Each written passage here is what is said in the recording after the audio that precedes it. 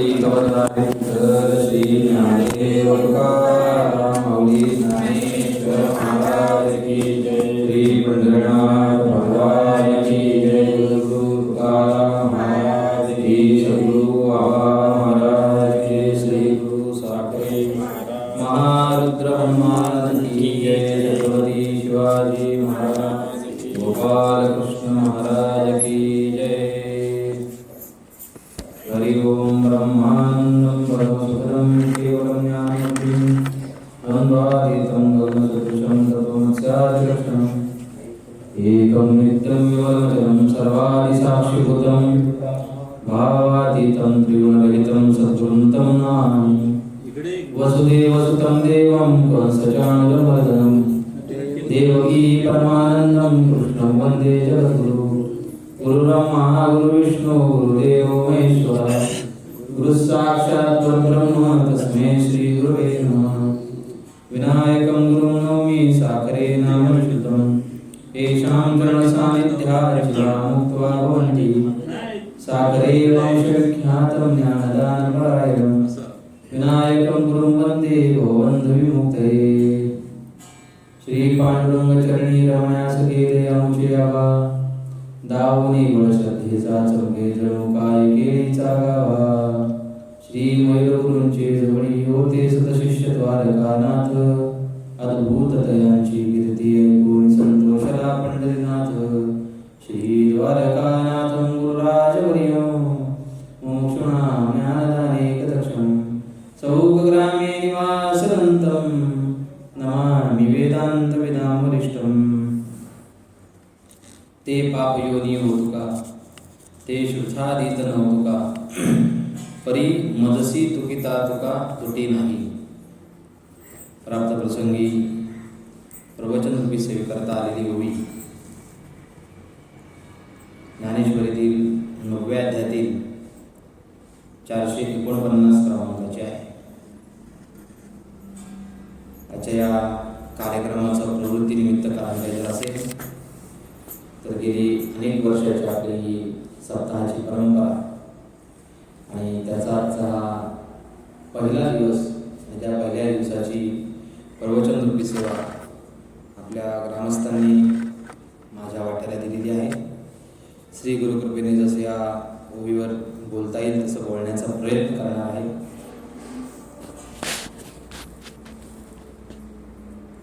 नववा अध्याय आपल्याला माहिती आहे राजविद्या राजगुह्य आहे.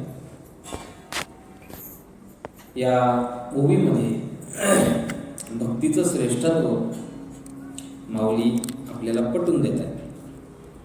काय आहे भक्तीचं श्रेष्ठत्व? मानवी जीवन हे प्रवाही जीवन आहे आणि प्रत्येक माणूस आपापल्या परीनं भक्ती करत असतो. मग ती कोणाची काना भक्ती करत असेल,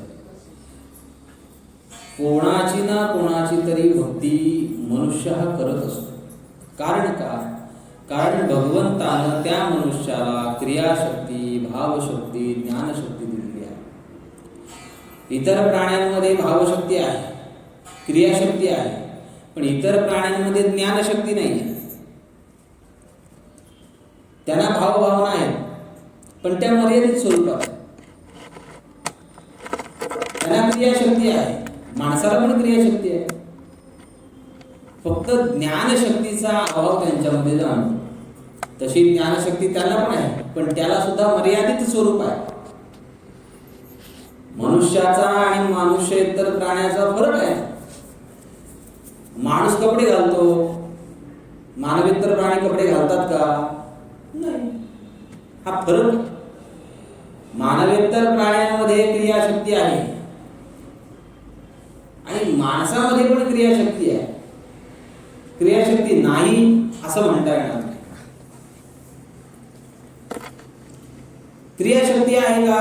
आहे. मानवेतर प्राणी जे आहेत ते सगळे क्रिया करतात, उदरनिर्वाहाचं साधन बाळगतात, त्याच्यासाठी खटपट करतात आणि पोट भरतात. अहो, सामान्य चिमणी सुद्धा आपलं पोट भरण्यासाठी आकाशामध्ये भरारी घेते, जिथे काही दाणा मिळेल तो खाते, पोट भरते ना. क्रियाशक्ती नाही का तिच्याकडे? क्रियाशक्ती आहे. माणसाकडे पण क्रियाशक्ती आहे माणूस पश्चिम करतो, सेकंड करतो, नाईट करतो, ओव्हरटाईम करतो, हे सगळं करतो आणि संसार चालवतो ना. याचा अर्थ माणसाकडे सुद्धा क्रियाशक्ती आहे. मानवेतर प्राण्यांकडे भावशक्ती आहे, माणसाकडे पण भावशक्ती आहे. पण दोन्हीमध्ये फरक आहे. काय फरक आहे? मानवेतर प्राण्याकडे जी भावशक्ती आहे ती माणसाकडे नाही. माणसाकडे त्याच्यापेक्षा जास्त स्वरूप आहे. एखादी म्हैस मेली तर रेडा कधी रडला नाही का? कारण ती भावशक्ती त्याच्यामध्ये नाही. माणसामध्ये ती आहे ना. माझा कोणतरी नातेवाईक ज्या वेळेला घरामधला वारतो, कुटुंबामधला, त्यावेळेला साहजिक माणूस रडतो. का रडतो? कारण त्याच्याकडे भावशक्ती आहे. मानवेतर प्राण्यांमध्ये जी भावशक्ती आहे त्याच्यापेक्षा कितीतरी अधिक भावशक्ती भगवान परमात्म्याने आपल्याला दिलेली आहे. आणि तिसरी आहे ज्ञानशक्ती. मानवेतर प्राणी पेंडा खातात, कडबा खातात, माणूस त्याचं बी खातो. एवढा फरक आहे माणसात आणि मानवेतर प्राण्यांत. ज्ञानशक्ती आहे माणसाला.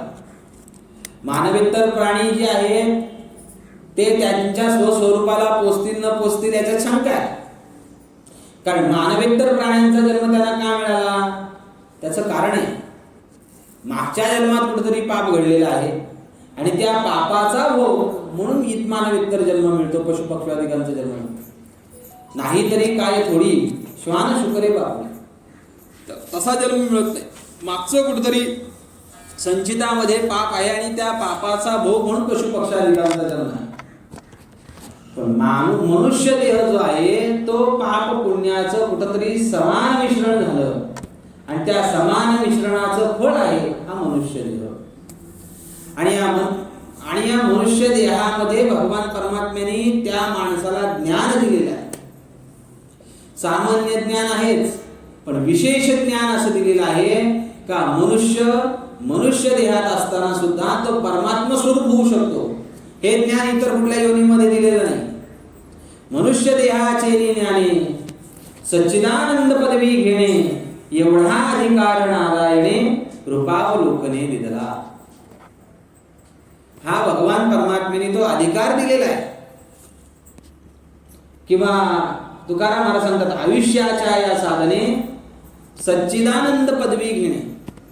आता सच्चिदानंद पदवी म्हणजे काय? सच्चित आणि आनंद हे आपल्या आत्म्याचं स्वरूप आहे. सत म्हणजे जे त्रिकालाबाधित आहे, चित प्रकाश स्वरूप आहे आणि आनंद म्हणजे सुख स्वरूप आहे, आनंद देणार आहे, हे आपलं स्वरूप आहे. आणि या स्वरूपापर्यंत माणूस मनुष्य देहामध्ये असताना तो जीव तिथपर्यंत पोहोचू शकतो. मानवेतर प्राणी पोहोचू शकत नाही का? कारण त्यांच्याकडे ही ज्ञानशक्ती नाही म्हणून. जर आपण पुराणाचा जर अभ्यास केला तर त्याच्यामध्ये काही प्राणी असे जे मानवेतर प्राणी सुद्धा त्यांच्या स्वरूपाला पोहोचले नाही. पोहोचले का? रामायणामध्ये असणारा गिधाड, काय त्याचं नाव? जटायू. तो सुद्धा परमात्म स्वरूपाला प्राप्त होतो, पण ही क्वचितच उदाहरणं सापडतात. पण मनुष्य देहामध्ये आल्यानंतर त्याला खरं ज्ञान प्राप्तीचं साधन आहे. मग सामान्य ज्ञान सगळेच प्राप्त करतात, पण हे विशेष ज्ञान जे आहे, जे सच्चिदानंद स्वरूपाचं जे ज्ञान आहे, ते ज्ञान सगळ्यांना देवाने प्राप्त करण्याची संधी दिली. पण माणसं त्याच्या मागे लागत नाही. लोक म्हणतात इट ड्रिंक अँड बी मेरी, खाओ पिओ मजा करो, बाकी काय होईल नाही होईल त्याचा विचार पुढे करू आपण. जगलो तर करू आपण, नाही तर मेल्यावर काय. अशी लोकांची कल्पना आहे आणि ही भ्रामक कल्पना आहे. मनुष्य देह जो दिलेला आहे तो कशासाठी दिलाय? तर भक्ती करण्यासाठी दिलाय. आणि भक्ती करून देवाची प्राप्ती करून घेतली पाहिजे. माणसं भक्ती करतात, पण कोणाची भक्ती करावी हे माणसाला कळत नाही. तुकाराम महाराजांना सांगावं लागलं, काही थोडा बहुत लागपाठ करा भक्ती भाव धरा बळकट, तन मन ध्यान द्या लावून या नीट, जरी हरी करणे असेल गोड शेवट गा. मनुष्य देहाचा, मानवी देहाचा जर शेवट गोड करायचा असेल तर त्यांनी काय केलं पाहिजे? काय केलं पाहिजे? त्यांनी लागपाठ केला पाहिजे, भक्ती केली पाहिजे, अंतःकरणामध्ये भाव बळकट धरला पाहिजे आणि तन मन धन त्याच्यासाठी लावलं पाहिजे, तर माणसाचा शेवट गोड होतो. व्यवहारामध्ये माणसाचा शेवट गोड कधी होतो? एकाच्या 13व्याचं कीर्तन होतं. आता काय परिचयाचा एवढा माणूस नव्हता तो. त्याच्या मुलाला विचारलं, काय बाबांचा शेवट कसा झाला? माझ्या बाबाचा शेवट गोड झाला. गोड झाला म्हणजे काय झाला? अहो माझ्या बाबाचा शेवट गोडच झाला. म्हटलं नक्की काय झालं? तो म्हटला काही नाही, गावामध्ये लग्नाची पंगत होती, बाबा जेवायला गेला, 50 लाडू खाल्ले. मोतीचूर लाडू किती खाल्ले? 50 खाल्ले. 51वा लाडू हातात होता आणि बाबा मेला. मग मला सांगा, बाबाचा शेवट गोड झाला की नाही? अहो गोड खाऊन जर शेवट गोड होत असता तर मिठाईचे दुकानदारवाले त्यांचा शेवट गोडच झाला असता ना. खाणारे तर दूरच राहिले. गोड खाऊन शेवट कधी गोड होत नाही. अंतकाळी ज्याच्या नाम आले मुखा, तुका म्हणे सुखा फार नाही. मरताना देवाचं नाव तोंडाला आलं पाहिजे. लोकांच्या तोंडाला मरताना देवाचं नाव येत नाही म्हणून तर सगळी फजिती आहे. म्हणून परत जन्माला यावं लागतं, परत मारावं लागतं. याचं कारणच आहे. भगवान परमात्मा म्हणतात, अंतकाले च मामेव स्मरणत्वा कलेवर. अंतकाळ जवळ आल्यानंतर माझं नामचिंतनामध्ये याचा देव गेला ना, तो मुक्तीला प्राप्त होतो. चिंतने चिंतने तद्रूपतः. पण अंतकाळ जवळ आल्यानंतर विषयाचं चिंतन केलं तर त्या माणसाला या 84 लक्ष योनीमध्ये फिरावं लागतं. जन्म घेणे लागे वासनेच्या संगे, तीच झाली अंगे हरिरूप. माणसाला पदोपदी जन्म मरण हे मागं लागले, ते विषयामुळे मागं लागले आणि हे विषयच माणसाला घात करतात. आणि घात करून त्याला पुनरपी जननम पुनरपी मरणम पुनरपी जननी जठरे शयनम ये संसारे खलु दुस्तारे कृपया पाहे मुरारी रे. भज गोविंदम भज गोविंदम भज गोविंदम मूढमते. मानवी देहामध्ये आल्यानंतर हे श्री गुरु महाराज सांगतात, मानवी देह म्हणजे जंक्शन स्टेशन आहे. या देहामध्ये माणसाचं ठरतं त्याने ऊर्ध्वगतीला जायचं का अधोगतीला जायचं. जसं व्यवहारामध्ये आता कर्जत जंक्शन स्टेशन आहे. कोणाच्या मनात आलं पुण्याला जायचं तर पुण्याला जाणारी गाडी भेटते. कोणाच्या मनामध्ये आलं मुंबईला जाणारी गाडी भेटावी, मुंबईला जाणारी भेटते. जातं ना माणूस, म्हणजे त्याला जंक्शन म्हणतात. त्या स्थानावरून माणूस 10 ठिकाणी जाऊ शकतो, त्याला जंक्शन असं म्हणतात. तसं मनुष्य देह हे जंक्शन स्टेशन आहे. माणसाने इथं ठरवायचं मला कुठं जायचं. त्यात जायचं निश्चित झालं का त्यांनी ती साधना करायची. त्याला असं वाटतंय अधोगतीला जायचं ना, मग त्यांनी कोणाशीच चांगलं राहायचं नाही, सगळ्यांशी वाईट राहायचं तर तो अधोगतीला जातो. त्याला असं वाटतंय मला संत संघ मिळाला पाहिजे, माझ्या जीवनाचं अत्यंतिक कल्याण झालं पाहिजे, तर त्यांनी निष्काम भावनेनं भगवंताची सेवा करावी, संत संघ करावा, का त्याला परत मनुष्य देह मिळून तो भक्तीच्या मार्गामध्ये परावृत्त होतो, भक्तीच्या मार्गाला लागतो. तो त्याच्यापासून कधी बाजूला जात नाही, परावृत्त होतो, त्याच्यामध्ये तो तल्लीन तद्रूप होतो. म्हणून मनुष्य देह हे जंक्शन स्टेशन असल्यामुळे माणसाने ठरवायला पाहिजे. म्हणून संतांचे जे अभंग आहेत ते याच्यासाठी आहेत. मनुष्य देहाला आल्यानंतर माणसाने काहीतरी केलं पाहिजे ना. मनुष्य देहाची ती कर्तव्यता काही माणसाला कळाली पाहिजे. म्हणून महाराज सांगतात, काही थोडा बहुत लागपाठ करा भक्ती. भक्ती केली पाहिजे. आता भक्तीचे बरेच प्रकार आहेत. शास्त्राचा विचार केला तर नवनारायणांनी जी भक्ती सांगितली भागवतामध्ये ती 9 प्रकारची भक्ती आहे. नवविधा काय बोलिली जे भक्ती द्यावी माझे हाती संतजनी, 9 प्रकारची भक्ती आहे. भागवतामध्ये 2 प्रकारची भक्ती आहे. एकाला म्हणतात वैधी भक्ती, एकाला म्हणतात रागानुगा भक्ती. मी आता त्याचा काही विस्तार करणार नाही, आपल्याकडे वेळेची मर्यादा आहे. त्याच्यानंतर आहे ज्ञानेश्वरीमध्ये अव्यभिचारी भक्ती आणि एक व्यभिचारी भक्ती. 16व्या अध्यायामध्ये त्याचा फार मोठा विस्तार ज्ञानेश्वर महाराजांनी केलाय, तो पहा म्हणजे आपल्या लक्षात येईल. विशेषत्वानं सांगायचं म्हटलं तरी या भक्तीमधली एक जरी भक्ती करायची म्हटली तरी बाकीच्या भक्ती या त्याच्या अनुषंगानं कराव्या लागतात. उदाहरणच सांगायचं झालं तर श्रवण भक्ती करायची. भक्तीतली सर्वात पहिली भक्ती कुठली आहे? श्रवण भक्ती. श्रवण भक्ती घरी बसून होते का? ती श्रवण भक्ती करण्यासाठी त्याला कुठंतरी कीर्तन चालू असावं, कथा चालू असावी, तिथं जायला पाहिजे, बरोबर की नाही? मग त्या श्रवण भक्तीसाठी त्याला कथा कीर्तनात गेलं पाहिजे. मग कीर्तनामध्ये त्याला श्रवण भक्ती करता येते, म्हणजे कीर्तन भक्ती घडली, कीर्तनाला गेलं पाहिजे. बरं, तिथं गेल्यानंतर इतर विषयाचा त्याग होतो आणि देवाचं स्मरण करायला लागतो, स्मरण भक्ती घडली.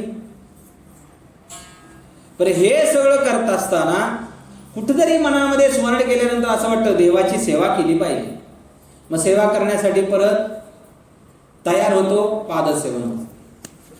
सेवा किती दिवस करायची? त्या देवाचं मला अंगसंग सुख मिळालं पाहिजे, अर्चन करावं, पूजा करावी.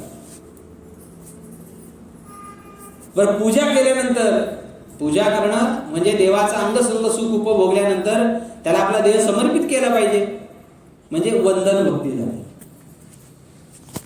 बरं, ज्या देवाची पूजा करतो त्या देवाचा आपण दास बनलं पाहिजे ना, ती दास्य भक्ती. जो देव आहे, ज्या देवाची आपण पूजा करतो त्याचा आपलं नातं आहे काहीतरी, ती सख्य भक्ती झाली. आणि त्या देवाला सगळं समर्पण करणं ही आत्मसमर्पण भक्ती झाली. एक भक्ती करायची म्हटली का त्याला बाकीच्या सगळ्या भक्ती अनुषंगानं कराव्याच लागतात. म्हणून मनुष्य देहामध्ये जे ज्ञान देवाने दिलेलं आहे, परमात्म्याने दिलेलं आहे, ते स्वस्वरूपाचं ज्ञान, ते त्याला प्राप्त करता आलं पाहिजे. त्या स्वरूपापर्यंत माणूस पोचला पाहिजे. पण मनुष्य स्वस्वरूपापर्यंत पोचत नाही, तो विषयामध्ये अडकलेला आहे. आणि विषयामध्ये एकदा मनुष्य अडकला का त्या विषयापासून बाहेर निघण्यासाठी तो अत्यंत प्रयत्न करतो, पण तो विषयाला सोडायला मागत नाही. का? अनंत जन्म विषय उपभोगले म्हणून. माऊली म्हणतात, अनादि संसार मालेयाच्या ठाई, नित्य विषय सेविले ते पायी, ते ठसावले चित्ताच्या ठाई, वारंवार देही भोगिता. माणसानं अनंत जन्म विषय उपभोगले आणि विषय उपभोगलेले सोडायचे म्हटले का त्याला युगांत झाल्यासारखं वाटतं. सामान्य नाही ही गोष्ट. जसं माशाला पाण्याच्या बाहेर काढल्यानंतर तो तडफडतो, तसं विषयातल्या माणसाला मन बाहेर काढायचं धारिष्ठ होत नाही. का? अनंत जन्म विषय उपभोगले म्हणून मनुष्य देहाला आल्यानंतर त्यांनी भक्ती मार्गाकडे गेलं पाहिजे, भक्ती केली पाहिजे. संतांची हीच भाषा आहे. मानवी जीवनामध्ये भक्ती हे अपरिहार्य साधन आहे. कुठल्याही प्रकारानं करा, पण ती देवाची भक्ती करा, कुठल्याही प्रकारानं करा. रावणानं भक्ती केली नाही का देवाची? केली भक्ती, पण ती भक्ती करत असताना देवाच्या विरोधातली भक्ती केली. देवाचीच भक्ती केली पण विरोधातली भक्ती केली. तर आपण रामायण ऐकत नाही, टीव्हीला फक्त पाहिलं असेल. ज्या वेळेला एखादा शत्रू आपल्याला युद्धामध्ये परास्त करायचा असतो, त्यावेळेला शास्त्रानं एक भगवान शंकराची उपासना करायला सांगितली. आणि त्या उपासनेमध्ये एक शत्रू विध्वंसिनी स्तोत्र आहे. ते सांगणार नाही, नाही तर तुम्ही बोलाल सांगा आम्हाला, म्हणजे आमच्या शत्रूला आम्ही मारतो. त्या शत्रू विध्वंसिनी मंत्राचा 3000 जप करून त्याचं तर्पण मार्जन केलं का किती जरी बलाढ्य शत्रू असला तरी त्याचा निपात होतो, तो मरतो. हे रामायणामध्ये आलेले का, वाल्मिक रामायणामध्ये. आता भगवान शंकराची उपासना करायची, त्यावेळेला रामेश्वरला काही शिवलिंग नव्हतं. मग भगवान रामचंद्रांनी सांगितलं, प्रभू रामाने, हनुमंतराय शत्रूवर विजय प्राप्त करण्यासाठी आपल्या शास्त्रानं भगवान शंकराची उपासना करायला सांगितले आणि उपासना करून शत्रू विध्वंसनी स्तोत्राचं पठण केलं पाहिजे, तर माझा शत्रू मला पराभूत होईल, अन्यथा होणार नाही. मग एक काय करू? हनुमंतराय म्हणले. हनुमंतरायांना प्रभू रामचंद्र सांगितले, एक काम कर, जा उत्तरेकडे आणि भगवान शिवलिंग घेऊन ये. आता ते हनुमंतराय एक उडी मारली, एका उडीमध्ये शोध लावला होता सीतेचा. एक उडी मारली, हनुमंतराय उत्तरेमध्ये आले, स्फटिकाचं शिवलिंग घेतलं आणि निघाले. इकडे वेळ पूजेची तळत होती. ही पूजेची वेळ कोणी दिली होती? मला ते सांगायचंय. ही पूजेची वेळ रावणानं दिली होती. तुम्ही म्हणाल हे कसं काय? रावणालाच मारायचं आणि रावणालाच मारायचं असल्यामुळे रावणानंच पूजेची वेळ कशी काय दिली? शंका निर्माण आहे ना. त्याचं कारण असं आहे, भगवान प्रभू रामचंद्रांनी रावणाला पत्र लिहिलं, मला माझ्या शत्रूवर विजय प्राप्त करण्यासाठी भगवान शंकराची पूजा करायची आहे, त्यासाठी आपण मला मुहूर्त द्यावा. तो मुहूर्त दिल्यानंतर बरं एक गोष्ट महत्वाची त्याच्यात काय होती? पूजेला बसताना सपत्नीक पूजा केली पाहिजे, हा पूजेचा नियम आहे. जर आपली पत्नी आपल्या सोबत जर पूजेला नसेल तर ब्राह्मण काय सांगतो? कनवटीला सुपारी लावा, सांगतो की नाही? मग प्रभू रामचंद्रांनी सांगितलं, तरी सुद्धा सपत्नीक पूजेला बसावं असा आपल्या शास्त्राचा आधार असल्यामुळे माझी पत्नी त्या रावणानं पळवलेली आहे, तर ती पत्नी जर आपण येताना सोबत आणली आणि सपत्नीक जर पूजा झाली तर ही पूजा माझी यथासांग होईल. हे कोणाला सांगतोय? प्रभू राम कोणाला सांगतोय? तुम्ही प्रवचनच ऐकताय, रावणाला सांगतोय पत्रामध्ये. रावण येताना सीता मातेला घेऊन आले पुष्पक विमानात बसून, आणि त्या ठिकाणी आता हनुमंतराय अजून येत नाहीत. हे पाहिल्यानंतर रावण म्हटला, पूजेची वेळ जर टळून गेली तर फायदा काय पूजेचा? लोकांना कळतच नाही पूजेचा वेळ कशाला, लग्नाची वेळ कशाला. लोकांना असं वाटतं, आले येतील पाहुणे, नवरदेव वाजत गाजत येईल तेव्हा करू आपण लग्न. असं नसतं. तुम्ही देवाला ती पत्रिका ठेवलेली आहे, गाव देवाला पत्रिका ठेवलेली आहे, सगळ्या देवदेवतांना आवाहन केलेलं आहे. ते देव त्यावेळेला स्वर्गामधून आपल्याला आशीर्वाद देण्यासाठी आलेले असतात. आणि जर त्या वेळेमध्ये जर लग्न झालं नाही, त्यावेळी जर एखादी पूजा झाली नाही तर देव नाराज होतात आणि आपल्याला शाप देऊन जातात. एवढं तरी आपल्याला कळायला पाहिजे की नाही? रावणाने सांगितलं वेळेत पूजा झाली पाहिजे. काय करू मग प्रभू रामचंद्र? काय नाही, रावणाने सांगितलं बनवा, मातीचं शिवलिंग बनवा, वाळूचं बनवा. ते वाळूचं शिवलिंग बनवलं, तिथं पूजा केली गेली. मला एवढं सांगण्याचं कारण एकच आहे, रावणानं भक्ती केली पण विरोधात केली की नाही? पण शेवटी प्रभू रामचंद्रांच्याकडून मारलं गेलं, तो भाग पुढचा झाला. पण शेवटी रामानं विचारलं रावणाला, काय रावणा, विजय कोणाचा झाला? आता तरी रावणाने म्हणायला पाहिजे ना, विजय तुमचा झाला. रावण म्हणतो, कोणाचा विजय झाला? विजय माझा झाला. प्रभू रामचंद्र म्हणाले, तुझा कसा काय विजय झाला रे? माझा विजय या कारणाने झाला का मरताना तुमचं दर्शन झालंय आणि मरताना माझी जी जीवन ज्योत आहे ती तुमच्यामध्ये एकत्र होणार आहे आणि ती लवकर होणार आहे, म्हणून माझा विजय झाला. या सांगण्याचं एकमेव कारण आहे, माणसानं कुठल्याही कारणानं का होईना भक्ती केली पाहिजे. आणि एकदा माणसानं भक्तीची सुरुवात केली मग तो माणूस कसाही असला तरी चालेल. तो माणूस कसाही असला तरी चालेल, पण त्यांनी भक्ती केली पाहिजे. माऊली तेच म्हणतात, ते पाप योनी होतू का? पाप योनी होतू का म्हणजे काय? भक्ती करतायत पण त्यांनी अगोदर कुठेतरी पाप केले.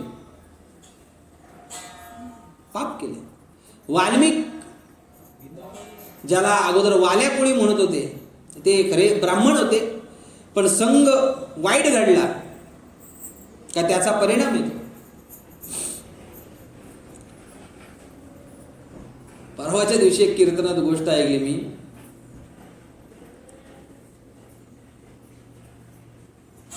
महाराजांनी असं सांगितलं, संघ वाईट नाही, त्या संघाची आसक्ती वाईट आहे. पण माणूस संघ का करतो?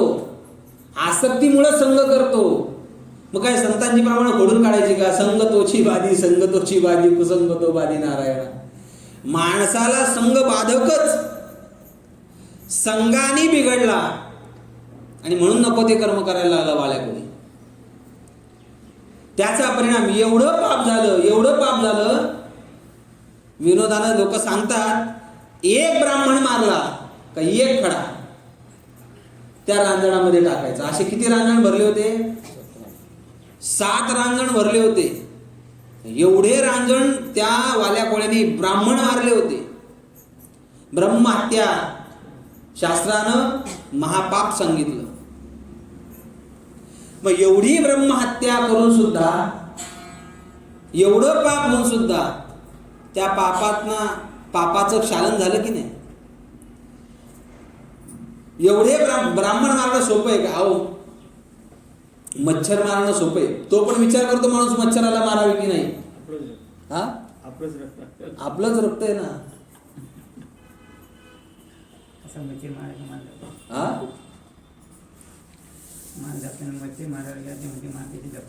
माळ जपायची का मच्छर मारायचं?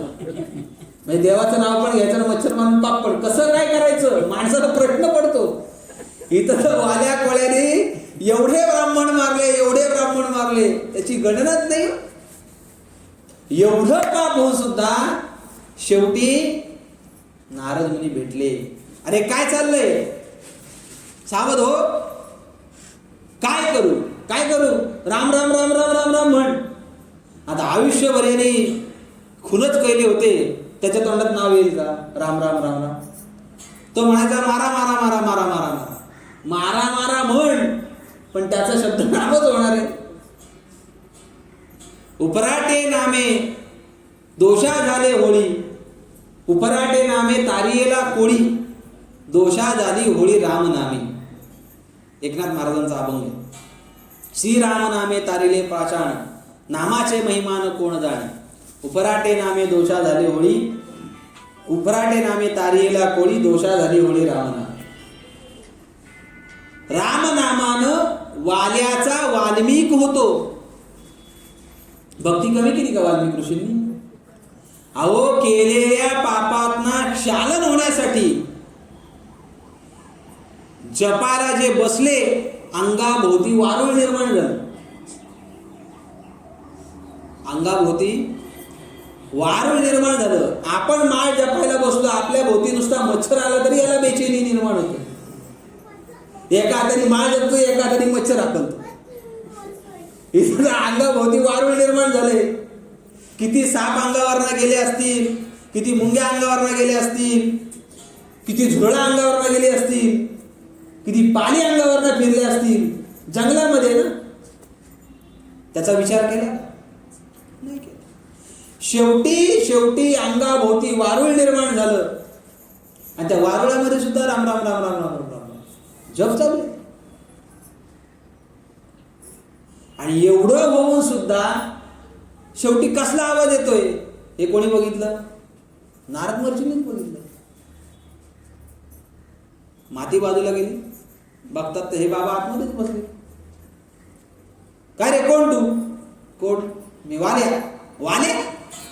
अरे तो तूच का? मी तुला राम राम. हा, मी तोच. अरे अजून तू जप करतोय? तुम्ही म्हटले करत राहा, मी करत बसलो. त्याचा परिणाम असा झाला, वाल्याचा वाल्मिक ऋषी झाला आणि केले रामायण. माऊली भगवान परमात्मा म्हणतात, अपिचेत दुराचारो भजते माम अनन्य भाग, साधुरेव समंतव्य सम्यक व्यवस्थितो हि सहा. माऊली म्हणतात, जो आधी जरी दुराचारी तो सर्वोत्तमची अवधारी, रिगाला महापुरी न मरतू निघाला, बुडाला महापुरी न मरतू निघाला. तो आधी दुराचारी होता, किती पाप केलेली. अजामिळाचं उदाहरण पहा भागवतामध्ये. कितीतरी पाप केलं. कुंटिनी, गणिका किती पाप केलं होतं पाहत. पण एवढं पाप करून सुद्धा ते तरले ना. का? त्याचं कारण आहे भक्ती केली, आणि ती भक्ती एकनिष्ठतेने केली. त्याचा तो परिणाम आहे, त्याचा तो परिपाक आहे. अशी अनेक उदाहरणं आपल्याला भेटतील. अगोदरचं जीवन त्यांचं बर्बाद आहे, पण भक्तीला लागले, जीवन सफल, सुफळ आणि सोज्वळ बनलं. कितीतरी आपल्याला उदाहरण पाहता येते. अगोदरची जीवनाची ऐकलं तर आपल्याला वाटेल काय सुधारणार आहे. ते लांबे महाराजांनी एकदा सांगितलं होतं, मी कीर्तनाला गेलो होतो. मी फार लहानपण म्हणजे माझं फार आगाव आणि मस्तीमध्ये गेलं. कीर्तनाला गेलो का बाबांच्या बाजूला उभं राहायचं. बरं, नुसता उभा राहत नव्हतो, चळवळ चळवळ चळवळ. मला आठवतंय तर कळंबोलीला कीर्तन होतं. तो पक्वादवाला नुसताच हलायचा. म्हटलं हा हलतोय, पक्वाद हलते, म्हणून माझा फेटा सोडला ना, मी त्यालाच बांधून ठेवला, गडवंचीला बांधून ठेवला त्याला. तर आंबे महाराजांना कोणीतरी सांगितलं, गाव महाराज हा पोरगा एवढा चंचलपणा करतो, ते महाराज त्याला घेऊन कशाला येतात तिथे. ते महाराज म्हटले, अरे तो लहान आहे, तो अज्ञान आहे, त्याला काय कळतंय, जो कीर्तनाला येतो हे भाग्य आहे. नंतर काही दिवसानंतर त्या माणसाला त्यांनी सांगितलं, काय रे तू ज्या पोराला नावं ठेवत होता तो पोरगा आता कीर्तन करतो, त्याच्यात तू पाया पडायला लागला.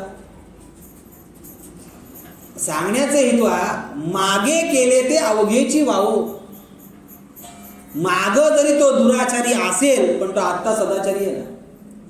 म्हणून मागे केले ते पाहू नका, पुढे जामीन आहे तुका. परमार्थामध्ये अगोदरचा दुराचारी नंतर सदाचारी झालेला चालतो. पण अगोदरचा सदाचारी असं म्हणजे लोक असे आहेत विक्षिप्त, माळ घालायच्या अगोदर कीर्तन सोडत नाही, भजन सोडत नाही, पारायण सोडत नाही, प्रवचन सोडत नाही, काकडा सोडत नाही. पण माळ घातली का कुठंच जात नाही. त्याला असं वाटतं माळ घातली म्हणजे कृतकृत्य वाढणं, आता कशाला काय करायला पाहिजे. असं होत नाही. उलट न जाणं हा त्याच्या परमार्थातला दोष आहे, फार महत्वाचा आहे. म्हणून परमार्थामध्ये अगोदरचा दुराचारी नंतर सदाचारी आहे. सगळ्या भागवतामधली आपण उदाहरणं पहा म्हणजे आपल्या लक्षात येईल. अगोदर दुराचारी आहे पण ते नंतर सदाचारी झाले. काही जिवंत असताना दुराचारी पण मेल्यानंतर सदाचारी झाले. हे म्हणाल कसं काय. भागवतातल्या भागवत महात्म्यामध्ये पहिलीच कथा आलेली आहे. धुंदुककारी नावाचा एक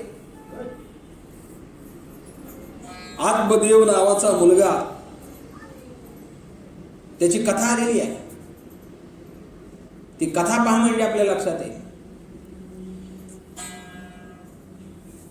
एका ऋषींनी मूल होत नाही म्हणून एका ऋषींनी त्या आत्मदेवाला प्राणत्याग करताना भेटले आणि त्याला सांगितलं, का रे का जीवन संपवतोय, काय गरज आहे जीवन संपवायची. आत्मदेव म्हणतो, पुत्रहीनस्य मे राज्यम सर्व दुःखाय कल्पते. मला मुलगा नाही म्हणून आता जीवनामध्ये रस राहिला नाही, मरतो. का, माझ्या पत्रिकेत आहे मला बाळच होणार नाही, मुलगाच होणार नाही. मग असं जीवन जगण्यामध्ये काय अर्थ आहे. म्हणून त्या ऋषींनी अंतर्धान लावलं, ध्यान लावलं आणि पाहिल्यानंतर त्याला सांगितलं, अरे तुला 7 जन्म मुलं होणार नाही, पण एक काम कर, हे फळ आहे, हे मंत्रित फळ आहे, हे जाऊन तुझ्या सौभाग्यवतीला खायला दे. ते फळ खाल्लं का ती गरोदर राहील, तुला मुलगा होईल, ती चिंता मिटेल. आनंदानं तो फळ घेऊन आला घरी. घेऊन आल्यानंतर ते फळ बायकोला सांगितलं, ऋषींनी एका साधूने दिलेले आहे फळ तू खा, जेणेकरून आपल्याला संतती होईल आणि आपलं जीवन चांगलं चालेल. तिचं नाव होतं धुंदुली. ती अत्यंत संशयी, वाईट कृत्य करणारी, कोणाचं चांगलं झालेलं तिला पावत नसणारी. ती म्हटली, हे असे साधू येतात, काहीतरी देतात आणि आपल्या घराचं वाटोळं लावून टाकतात. मग ते फळ तिने गाईला खायला दिलं.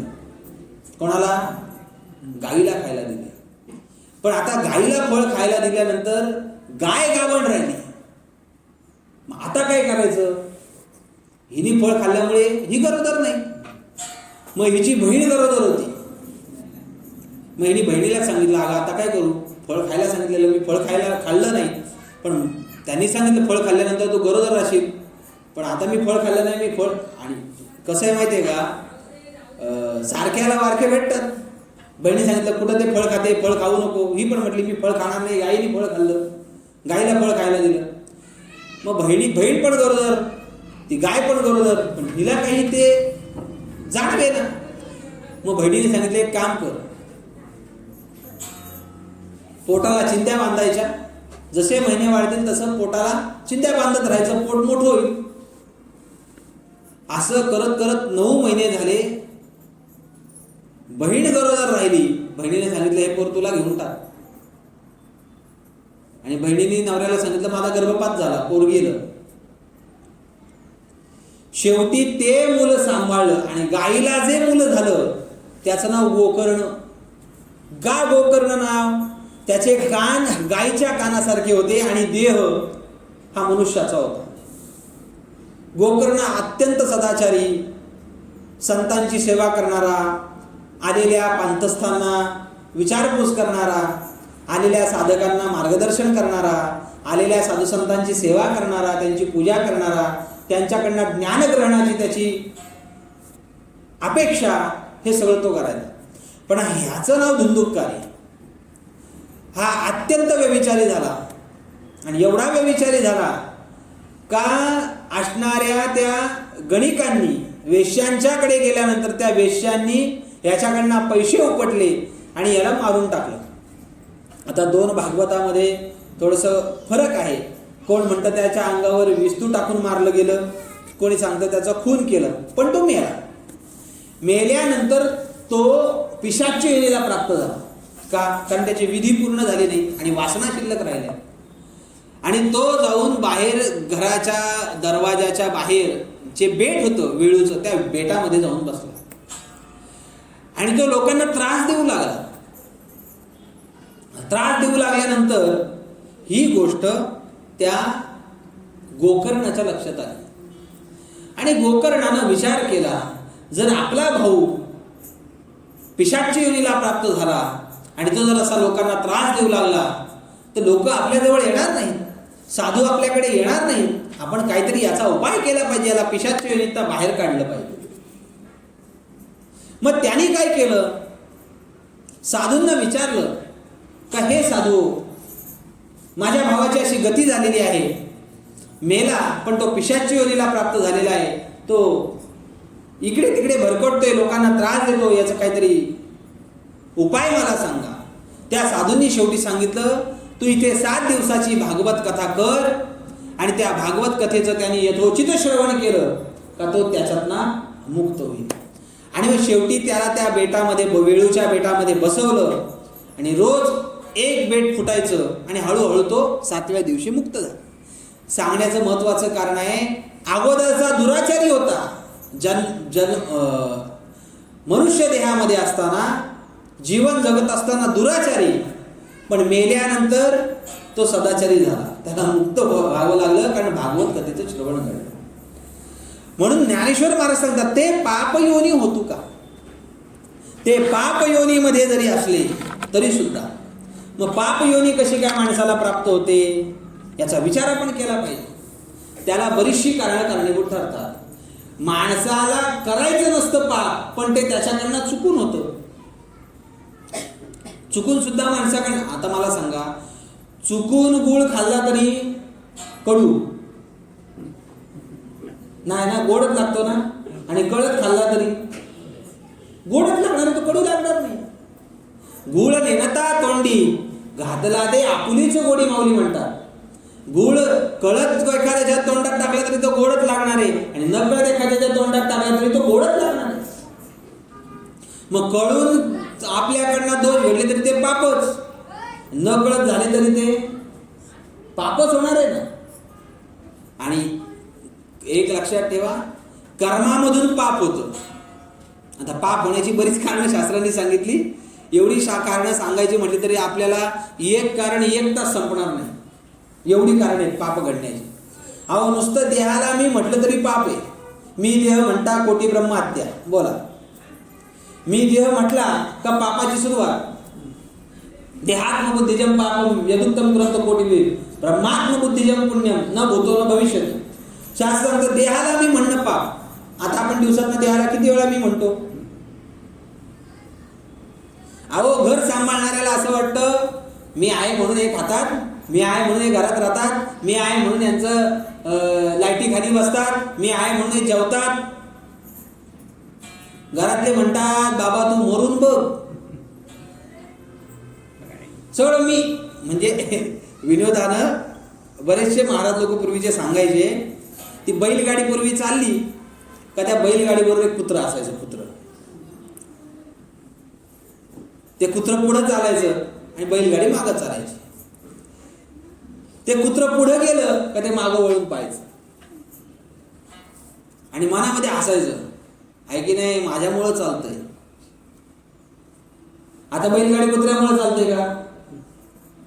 नाही, ती बैलांमुळे चालते. पण कुत्र्याला असं माझ्यामुळे चालते. व्यवहारामध्ये लोकांना असंच वाटतं मी आहे म्हणून, मी आहे म्हणून. पण मी आहे म्हणून काही नाही, त्याची कृपा आहे,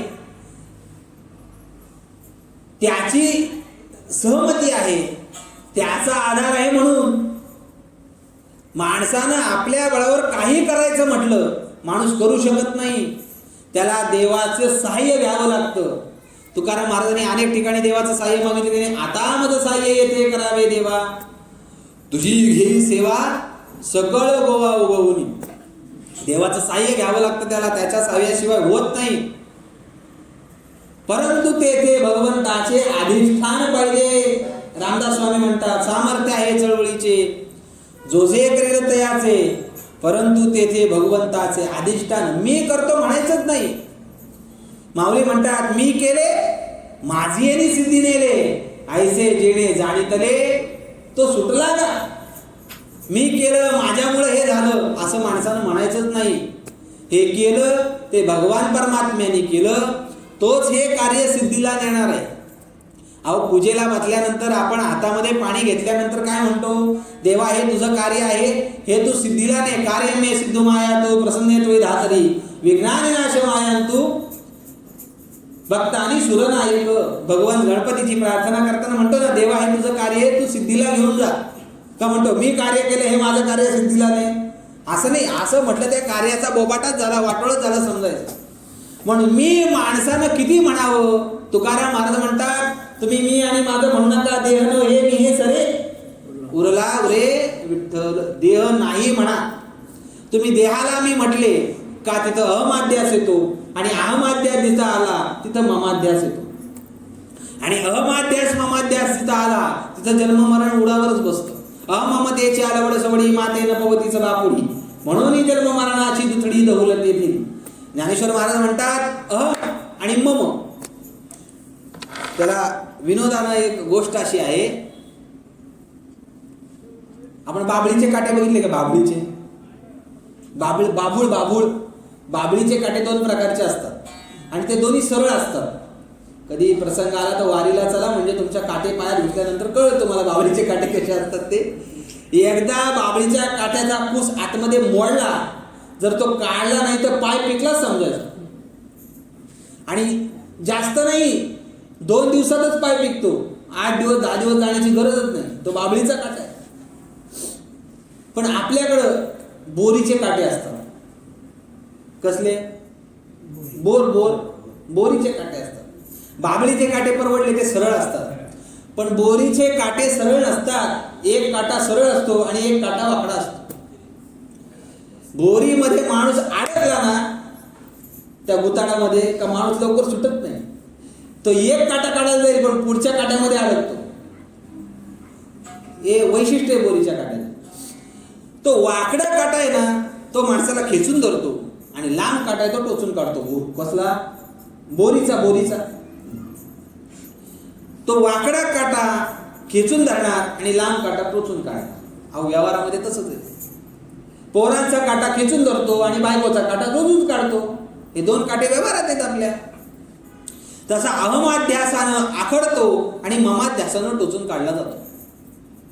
अहम म्हटलं का अडकला त्याच्यामध्ये, देहोहम म्हटलं का तिथं देह संबंधी पदार्थानं. अहो सोपं गणित सांगतो तुम्हाला, विषयाला म्हणून सांगतो.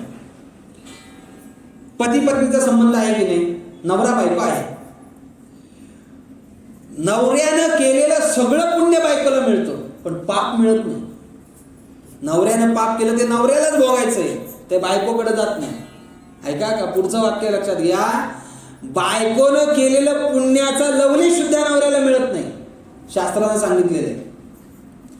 बायकोनं केलेलं पुण्य बायको जवळच, पण बायकोनं जर पाप केलं तर ते नवऱ्याला भोगावं लागतं. तुकाराम महाराज म्हणतात, पत्नी केले पाप पतीने भोगावे. आपल्या पत्नीनं केलेलं पाप हे पतीला भोगावं लागतं.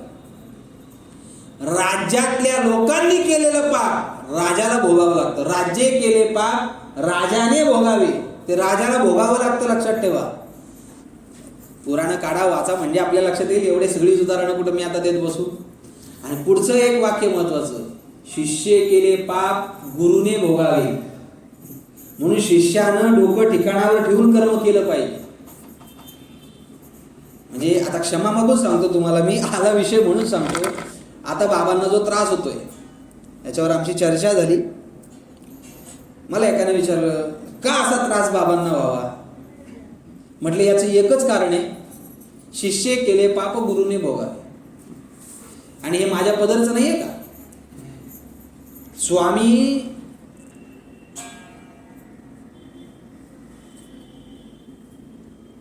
कायचं नाव, विवेकानंद, त्यांचे गुरु रामकृष्ण परमहंस यांना सुद्धा उतार वयामध्ये आधार झाला. ऐका. आणि एका महात्म्याला त्यांनी शंका विचारली, म्हणजे असं का व्हावं, त्यांच्या चरित्रात असं आहे म्हणून. एका साधूला एका सामान्य माणसाने प्रश्न विचारला, जर हे एवढे मोठे महात्मा होते, जर हे देवस्वरूप झालेले होते, मग त्यांच्या उतार वयामध्ये त्यांना आजार का व्हावा, असा प्रश्न एका महात्म्याला एका साधकाने केला. त्या महात्म्याने तेच उत्तर दिलं. स्वामी शिवानंद महाराज म्हणून आहेत आणि फार मोठे महात्मा आहेत ते. त्यांचा इकडे कडावच्या इथे आश्रम आहे. तर त्यांनी तेच उत्तर दिलं. त्यांची कर्म वाईट नव्हती, पण त्यांनी जे शिष्य तयार केले त्या शिष्यांकडनं चुका झाल्या आणि त्या चुकांचा परिणाम गुरुला भोगावा लागला. आता बाकीचं आता तुम्ही कसं लावायचं ते लावू शकता. माझ्या म्हणण्याचा एकच उद्देश आहे, केलेलं पाप माणसाला भोगावंच लागतं. म्हणून मानवी जीवनामध्ये देह मी म्हटलं का देह संबंधी पदार्थ माझे आले आणि देह संबंधी पदार्थ जर पाप करतील तर देहाला भोगावे लागतील. तुका म्हणे, एका देहाचे अवयव सुख दुःख जीव भोग पावे. देहानं केलेलं देहाला भोगावंच लागतं, त्याच्यातनं त्याची सुटका नाही. म्हणून अहमाध्यास ममाध्यासानं पाप. देहाला मी म्हणणं पाप आहे. अहो, दुसऱ्याला त्रास देणं सुद्धा पापच आहे. अष्टादश पुराणेषु व्यासस्य वचनं द्वयम् परोपकाराय पुण्याय पापाय परपीडनम्. दुसऱ्यावर उपकार करणं पुण्य आहे, पण दुसऱ्याला त्रास देणं पाप आहे. मग ते कुठल्याही अंगानं त्रास असेल ते पापच आहे. शिवी देणं पाप आहे, एखाद्याच्या बाबतीत खोटेपणा करणं पाप आहे, हे पापच आहे ना. पण असं किती जरी मागच्या अगोदर पाप घडलेलं असेल, ऐका का, आत्ताचं नाही बोलत मी, मागे असं त्याच्या जीवनात किती जरी पाप घडलं असेल, कुठल्याही प्रकाराचं पाप घडलं असेल, त्याच्यामध्ये शास्त्रानं पापाचे 3 प्रकार केले. कनिष्ठ पाप, मध्यम पाप आणि उत्कृष्ट पाप. कनिष्ठ पाप म्हणजे काय? बोलण्या बोलण्यात माणसाने शिव्या दिल्या, हे कनिष्ठ पाप आहे. वाईट बोलला, हे कनिष्ठ पाप. मध्यम पापी कोणाला म्हणायचं? ज्याने जास्तीत जास्त हाणामारी केली त्याला मध्यम पापी म्हणायचं. उत्कृष्ट पापी कोण? ज्याने खून केला, ज्याने पंचमहापातक केली, तो उत्कृष्ट पापी. असं किती जरी त्यांनी पाप केलेले असले मागे, तरी सुद्धा तो भक्तीला लागला. अंतःकरण द्रवीभूत झालं. भक्ती म्हणजे अंतःकरण द्रवीभूत होणं, आणि ते द्रवीभूत झालेलं अंतःकरण परमात्म्याच्या भक्तीमध्ये लागला. आणि लागल्यानंतर तो केलेल्या पापातनं निवृत्त होतो. ते पाप योनी होतो का? आता अनेक पापाला कारणीभूत आहेत. मला काय तर सगळी एका वेळेला सांगता येणार नाही. काम झालं, काम निर्माण झाला, पाप होतं. क्रोध निर्माण झाला, पाप होतं. येडका मदन होतो केवळ पंचानन भारूड पा म्हणजे आपल्या लक्षात येईल. कामाजी कोतवालयाने नागविले बहुतासी, हरिहरासी अब्रू घेतो भय नाही दासी. जमदग्ने दुर्वास नाडले महान महान ऋषी. क्रोधाची फौजदार तो ही मिळाला त्याची ज्वार माय बाप ज्वार. कामयेश क्रोधयेश रजोगुण समुद्भवा महाशनो महापापमा विद्येन मैवैरणम. भगवान परमात्मा सांगतात, मग कामाचे निघाये ब्रह्म्या कन्येशी धरुजाये. पराशरे केले काय सेविले पाये दुया दुर्गंध. अनेक उदाहरणं देता येईल. काम क्रोध लोभ मोह मद मत्सर घेऊन या संगे परमार्थासी निघे तोची मूर्ख. का? आणि पापाला बळी पडणार आहे. म्हणून तो अगोदर त्याच्या जीवनामध्ये किती पाप होते, ते पाप योनी होतो का? ते पाप योनीतना जरी आलेले असले तरी सुद्धा.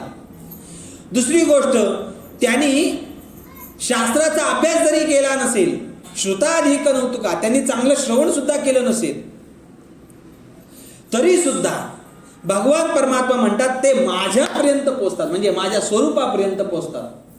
आहे की नाही? सोपी गोष्ट आहे की नाही? भगवान परमात्मा म्हणतात ते कसेही असू देत. मला सांगा, सजन कसाई नावाचे संत होते, ज्यांचं वर्णन तुकाराम महाराज करतात. सजन कसाया विकुला गे मांस, माया सावत्या सखुरपू लागे. केलं की नाही त्यांचं वर्णन? सजन कसाया विकुला गे मांस. काय करत होते? कर्म काय करत होते? मांस विकणं, म्हणजे एखाद्याला मारणंच आहे की नाही. पण हे करून सुद्धा भगवान परमात्मा ते मांस विकायला त्यांच्याकडे जात होते. का? भक्ती पाप योनी होतो का, श्रुताधिक होतो का, परी मजसी तुकिता तुका तुटी नाही. ते माझ्या स्वरूपाला प्राप्त होणार आहेत. का प्राप्त होणारे आहेत? कारण अंतःकरणामध्ये माझी ते भक्ती करतायत. कर्म करताना साक्षी मानून माझी भक्ती करत असतील तर ते कर्म त्यांना साधक बाधक ठरत नाही. आम्ही कर्म करताना कर्माचा मत आणि कर्म कर्तृत्वाचा मत आणि कर्मफलाचा आस्वाद या वृत्ती आपल्याकडे आहे, म्हणून आपल्याला त्या केलेल्या कर्माचं सुखदुःख भोगावं लागतं. आणि या भक्ती करणाऱ्यानं ते ठेवलंच नाही. कर्म कर्तृत्वाचा मत नाही, कर्मफलाचा आस्वाद नाही, म्हणून परी मजसी तुकिता तुका तुटी नाही.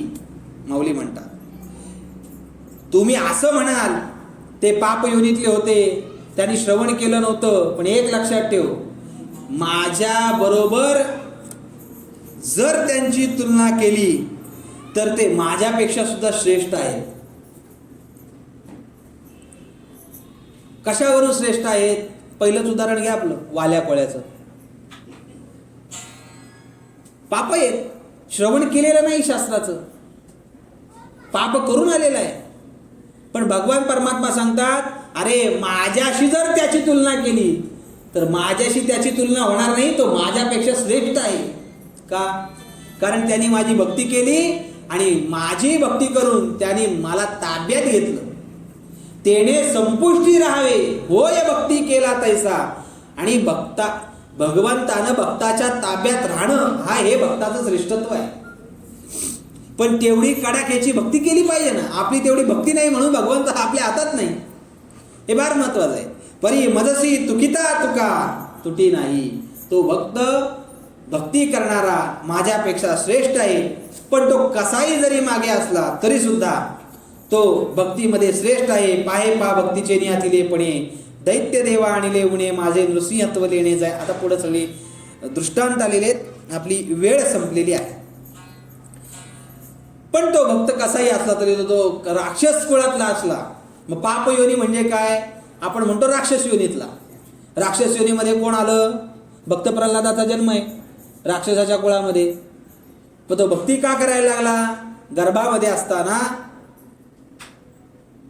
ऐकलं, भागवताचं श्रवण झालं, भगवत नारायणाचं स्मरण झालं, श्रवण झालं, म्हणून तो भक्तीला लागला. त्याचा परिणाम असा आहे, देवांना सुद्धा तो वरचढ झाला. दैत्य देवा आणि लेवणे. आणि त्याच्यासाठी मला अवतार धारण करावा लागला. माझे नृसिंहत्व नेणे तयाची महिने. म्हणून भक्ती करत असताना अशी भक्ती करावी का त्या भक्तीनं भगवान परमात्मा आपल्या हातात आला पाहिजे. हरी आला हाता मग काहीची भयचिंता. आम्ही भक्ती करतो पण ती देवाच्या स्वाधीन राहण्यासाठी भक्ती करतो. पण जर ती निष्काम भक्ती, एक लक्षात ठेवा, पाण्याचा बर्फ तयार करण्यासाठी काय केलं पाहिजे? तुम्ही काय केलं पाहिजे? म्हणजे फ्रीजमध्ये ठेवलं पाहिजे पाणी, बरोबर ना? त्या पाण्याला कडाक्याची थंडी दिली तर ते पाणी गोठतं, बरोबर की नाही? तसं भक्तानं एवढी कडाक्याची भक्ती करावी का तो भगवान परमात्मा आपल्या हातात आला पाहिजे. व्यापक असणारा संकुचित झाला पाहिजे, आपल्या हातात आला पाहिजे. त्याशिवाय हे होत नाही. म्हणून माऊली सांगतात, अगोदर किती जरी त्यांनी पाप केली असली, कुठल्याही शास्त्राचं श्रवण केलं नसलं, चांगलं श्रवण केलं नसलं, तरी सुद्धा तो जर माझ्या भक्तीला, निष्काम भक्तीला लागला तर त्याची भक्ती एवढी कडाक्याची होते का तो माझ्यापेक्षा श्रेष्ठ ठरतो. ते पाप योनी होतो का, श्रुताधिक नव्हतो का, परी मजसी तुकिता तुका, तुटी नाही झालेली वाक्पुष्परूपी सेवा प्रभू परमात्म्याच्या चरणविंदावर समर्पित करतो. आपण सर्व मातृपितृ तुल्य श्रोत्यांच्या चरणविंदावर समर्पित करतो. त्याचबरोबर श्री गुरु महाराज सौभाग्यवती मातोश्री यांच्या चरणविंदावर समर्पित करतो आणि माझ्या वाक्पुष्पाला इथे विराम देतो. पुंडलिक वरदारी विठ्ठल श्री ज्ञानदेव माऊली ज्ञानेश्वर महाराज, श्री पंढरीनाथ महाराज की जय. जगद्गुरु तुकाराम महाराज, श्री